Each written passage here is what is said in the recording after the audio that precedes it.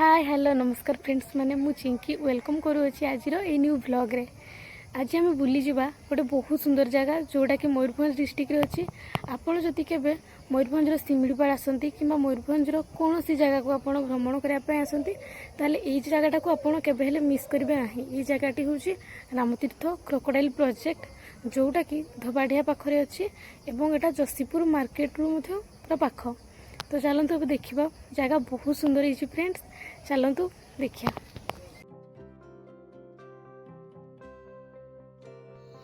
Friends Jasipur धबाढ़िया ठारू बहुत कम बाट 500 मीटर रे आपन को रामतीर्थ क्रोकोडाइल प्रोजेक्ट देखा मिल जिवो।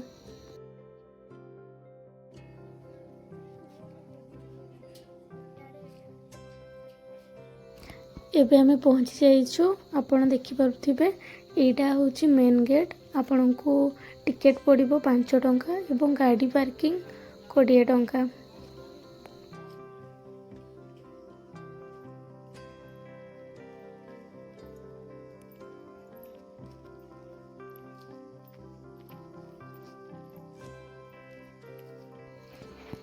फ्रेंड्स वाम पार्श्व आपण देखि पारुथिबे राशि एवं ग्रह सब अच्छी एवं एठारे अनेक औषधीय वृक्ष मध्य रही अछि।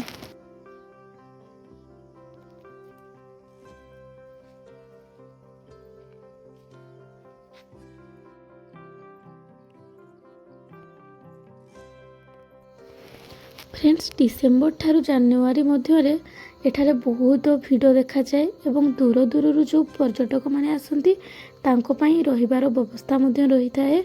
कॉटेज सिस्टम मध्य एठारे अछि।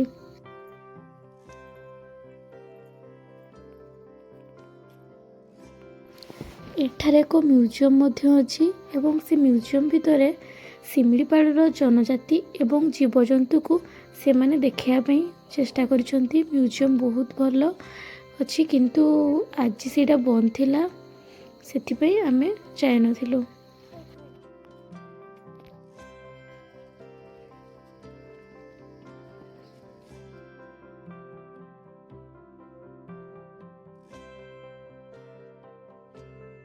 आउ टिके आगको गला परे फ्रेंड्स आपण देखि परिबे कुंभकर्णकर एक विराटकाय शयन करिथिबा प्रतिमा मध्य रही अछि।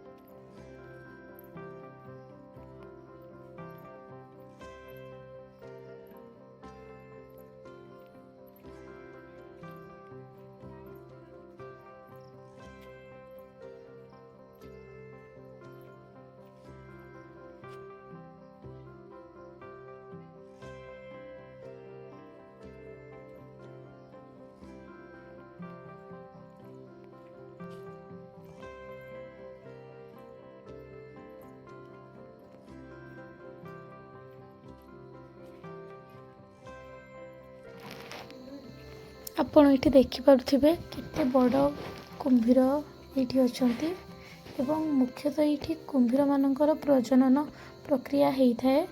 अंडारू छोट एवं बड़ कुंभीर सबकिछि एठारे देखा मिलता है।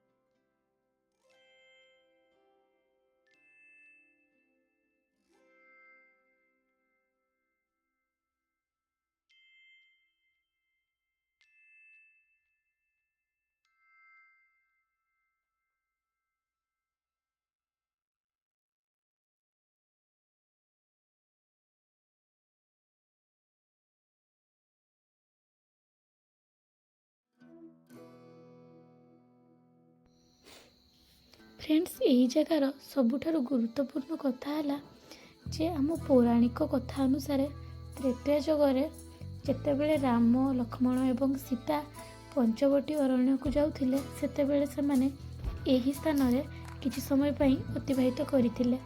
सेथिपई एही जगार ना होछि रामतीर्थ। एठारे आपनकु रामंकर पादचिन्ह एवं से जो स्थान रे बसिथिले तार चिन्ह मध्य रही अछि।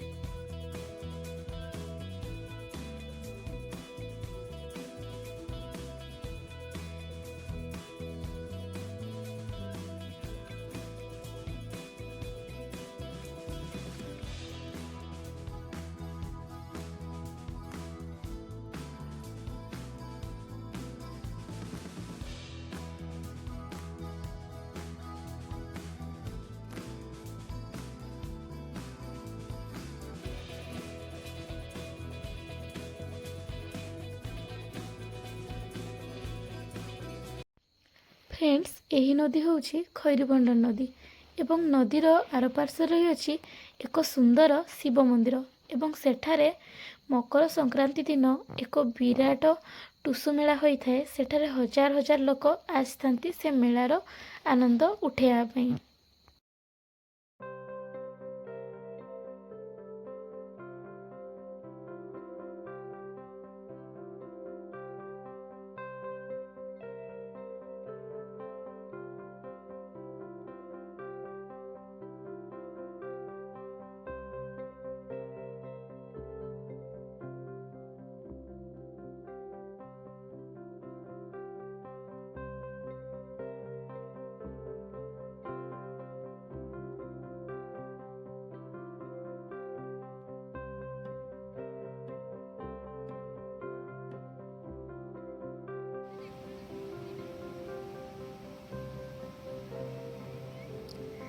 शेषरे आमे यही सूर्य अस्त एवं ता सहित बोही जाउथिबा एही नदीर सौंदर्यता को उपभोग करिथिलु एवं सांग माने जीवा समय रे पिला माननको पई हेइथिबा एठिकार एई छोट पार्क रे आमे माने मध्ये टिके मजा उठेइदिलु।